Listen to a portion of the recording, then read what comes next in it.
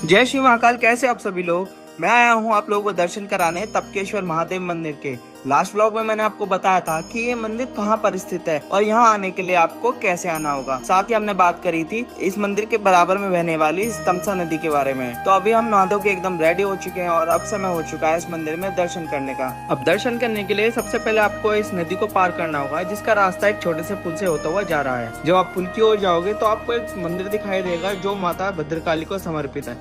अब यहाँ आकर पहले मैंने माँ को प्रणाम किया और उनसे आज्ञा ली और उसके बाद मैं निकल पड़ा पुल की ओर। अब जैसे ही मैं पुल के ऊपर पहुँचता हूँ तो यहाँ के दृश्य को देखकर मेरी आंखें एकदम स्तब्ध रह गई और जिसका छोटा सा रूप मैं आपको भी दिखाता हूँ।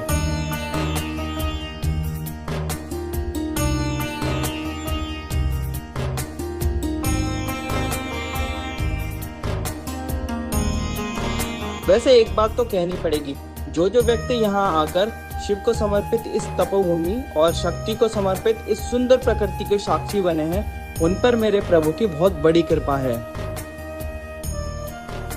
अब इस मंदिर में आपको प्रभु के विभिन्न रूपों में दर्शन हो जाएंगे, किंतु मुख्य रूप से यह मंदिर माता वैष्णो को समर्पित है और इसलिए आपको यहाँ पर वैष्णो माता की गुफा भी देखने को मिल जाएगी। तो चलो अब जल्दी से आपको अंदर लेके चलता हूँ और अंदर से आपको दर्शन कराता हूँ।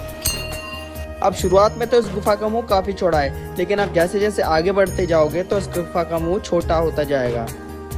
अब मेरे ऐसे व्यक्ति को यहाँ से निकलने में कोई ज्यादा समस्या नहीं आने वाली है, लेकिन हम लोगों को समस्या इसलिए आई क्योंकि हमारे पीछे हमारा जो बैग था वो बार बार फंस रहा था।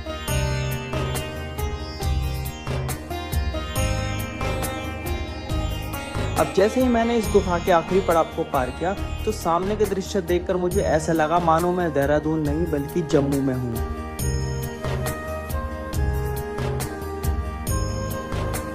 इस गुफा में घुसने से पहले मैंने बिल्कुल भी एक्सपेक्ट नहीं किया था कि मुझे माता के इस पिंडी रूप में इतने सुंदर दर्शन होने वाले हैं। साथ ही मेरे प्रभु यहाँ पे एक शिवलिंग रूप में भी मुझे दर्शन देंगे। जब मैं यहाँ पर आया और जैसे ही मैंने यहाँ पे दर्शन किए तो एक पल को मुझे ऐसा लगा कि मैं स्वयं जम्मू कटरा के वैष्णो देवी धाम में आ चुका हूँ। अब जैसे आप इस गुफा से बाहर निकलोगे तो नियम अनुसार आपको भैरव बाबा के भी दर्शन करने होंगे। अब यहाँ दर्शन करने के बाद हम चलते हैं आगे की ओर, जो कि रास्ता जा रहा है सीढ़ियों से नीचे उतरते हुए। और जब आप यहाँ नीचे उतर जाओगे तो आप उस स्थान पे पहुँच जाओगे जहाँ से आपको हनुमान जी की बहुत बड़ी प्रतिमा दिखाई देती है।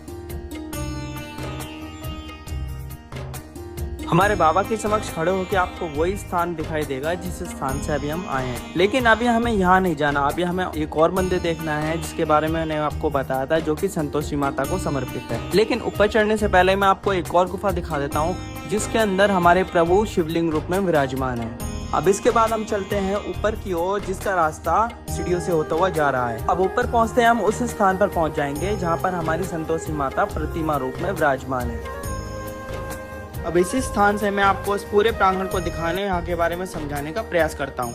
सामने की तरफ जो सीढ़ियाँ उतर रही हैं वो यहाँ का एंट्रेंस है। इसके साथ में जो रास्ता जा रहा है वो जा रहा है माँ भद्रकाली के मंदिर, और उस पुल को पार करने के बाद आप दर्शन करते हो माता वैष्णो संतोषी माता मंदिर के। एंट्रेंस के पास जो आपको द्वार दिखाई दे रहा है उसे द्रोण द्वार कहते हैं। इसके बाद बारी आती है अश्वत्थामा द्वार की, जहाँ से होते हुए आप उस स्थान तक पहुँचोगे जहाँ पर प्राचीन गुफा और स्वयंभू शिवलिंग स्थापित है। अगर आप भी मेरी तरह महाकाल भक्त हो और उस स्थान के बारे में जानना चाहते हो तो जल्दी से इस वीडियो को लाइक करके कमेंट सेक्शन में हर हर महादेव लिख दो, ताकि मेरा भी हौसला बना रहे। साथ ही ये वीडियो उन लोगों तक शेयर कर दो जिनके साथ आप तुम यहाँ आने वाले हो। जल्दी मिलते हैं आपको इसके नेक्स्ट व्लॉग में, तब तक के लिए जय श्री महाकाल।